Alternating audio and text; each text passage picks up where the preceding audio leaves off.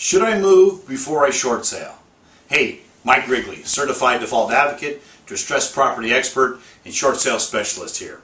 We get that question more often than not. Now, we'll never tell you to make a house payment or not make a house payment. That's totally up to you and your personal situation.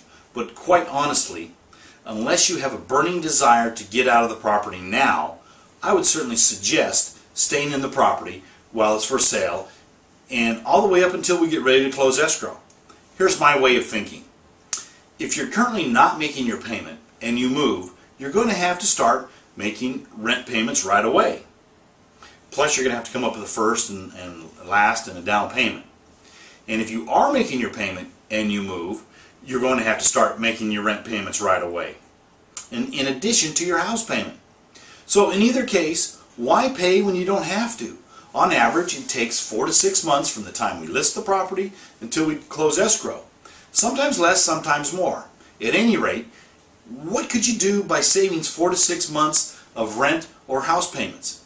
If your rent is $1,400 a month and it takes us 4 months to close your short sale, that's nearly $6,500. If it takes us 6 months, it's almost $8,500 just by not moving, and even more if your rent payment is higher. When you do move, you're going to need, like I said, you're going to need first and last and a deposit and a rental truck and whatever else there is associated with moving. It's expensive. Why not stay rent-free and save that money while we process the short sale? I'd like to encourage all homeowners to look at a short sale strictly as a business decision. Why spend money when you don't have to? For details on your particular situation, call me today for a free, no-obligation consultation. Call me today, sleep better tonight. You'll be glad you did. And thanks for joining us.